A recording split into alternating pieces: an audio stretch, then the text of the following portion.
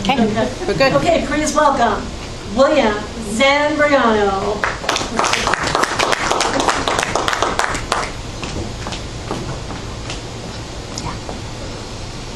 So Toastmasters members and guests, my topic for tonight will be how to live a healthy lifestyle, how to get like the best in terms of a lifestyle that's geared towards the health.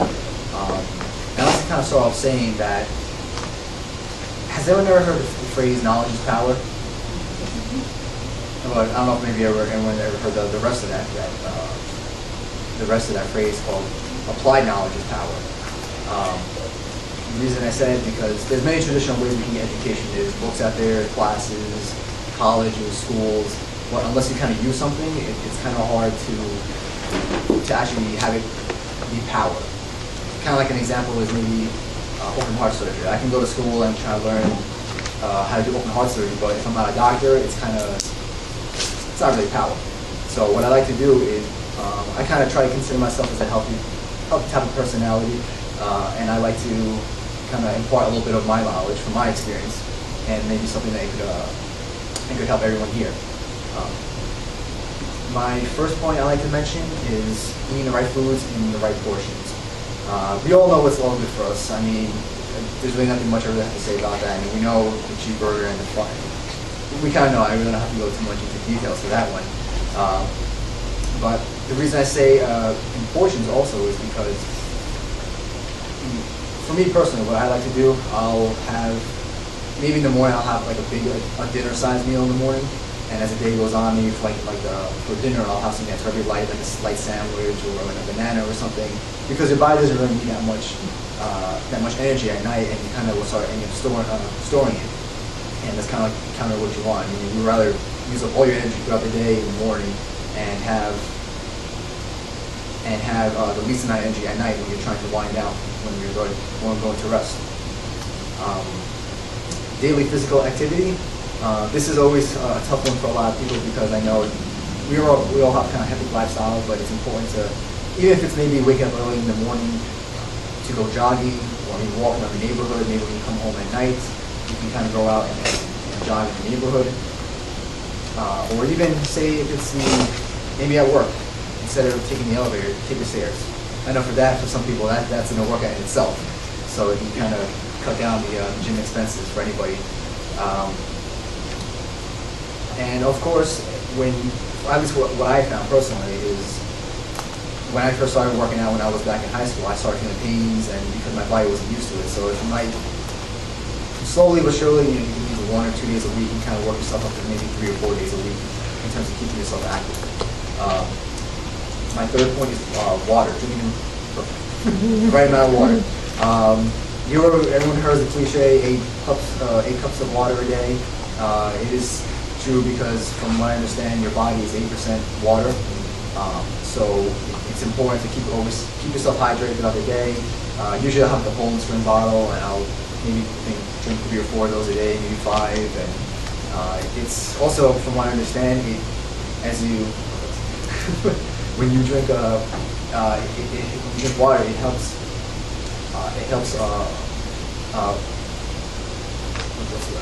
It'll help like wake yourself up, because if you kind of fatigue yourself and just by drinking water, you'll end up kind of waking yourself up. So instead of getting a soda or something, you can actually kind of go a little bit more healthier alternative route.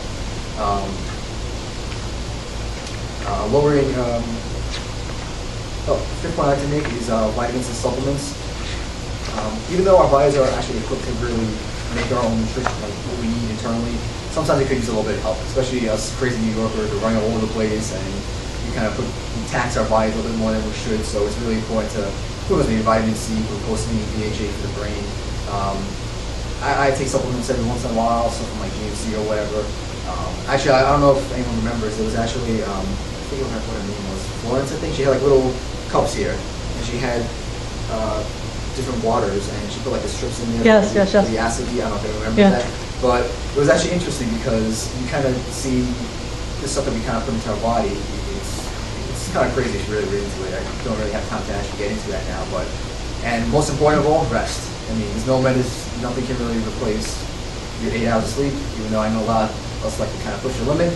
I've done 4 hours, 5 hours, which is not exactly recommended, but that's the best way to actually heal your body. Is something that no matter how many vitamins or anything you'll take, that'd be the best bet to go.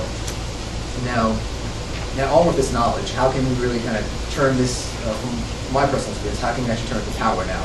Now you know it, but unless you kind of put it into action, it'll be kind of like a little, not to say useless, but it'll be dormant.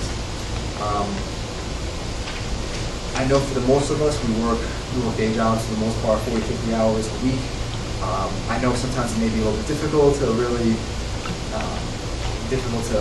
maybe bring lunch from home, or kind of instead of going and grabbing like a fast food, maybe go get like a grilled sandwich from like Subways or something. So it's also like an internal drive of willingness to really kind of want that, and that's where kind of like where I like to say like the rubber meets the road. It's the dividing point of, am I going to go for that, I guess, a hamburger, or am I going to go for that grilled chicken sandwich? It's something that's internally you also have to want to do as well. And I always say, like Serena, if you had one car for the rest of your life, what would you? Car. A car, an automobile. Yes. Like if you had one automobile, I would assume you would take the best care of it, and you try to keep it very, changing the oil, the spark plugs, all that kind of stuff. Yes, even though I'm doing it, my car's in the shop right now. Okay. You picked me. And I take very good care of it. It's in the shop right now. Okay, so I'm not the best example, but point being, Sorry. okay, usually what I was trying to, I guess, use that as an analogy, or like compare it to a car, because our bodies are like a car. We have one body. We can't really, yes, we can get lungs changed or whatnot, but I mean, it's optimally we kind of want to. We can't get a new arm. So it's really important that we kind of take the time to step back from our busy lifestyles and really kind of, I guess you say, like assess and analyze the way we're treating ourselves sometimes. And of course, it's easier to kind of sit at home and watch TV with the potato chips, but it's, like I said, something internally that you have to take care of your car. And how, for myself personally, I guess you could say personal testimony for me, how's it been working? You could say that. Yes, you're 24 years old, maybe you're young, and of course you have all this energy, but it's kind of 5, 10, 20 years down the line, where am I going to find myself? And I would hope, I like to keep myself active in the gym, jogging, trying to eat healthy, and if you're I would hope to retain that same vitality, same stamina, hopefully when I'm 35. And just a quick story, I had a blood test actually a couple of weeks ago, and my family has a big history of diabetes. And I believe it's actually the number 4 disease killer in America. And I guess because of all the running I've been doing, trying to watch what I take, I always ask the doctor when I do blood tests, can you check to make sure if I don't have that in my body? And they said, no, you're good. So that right there, short term right there, I can kind of see the effects of just watching what I eat, kind of keeping myself active, have more stamina, more vitality, more energy. And just overall, if you take care of your car, it'll take care of you. Thank you. Thank you.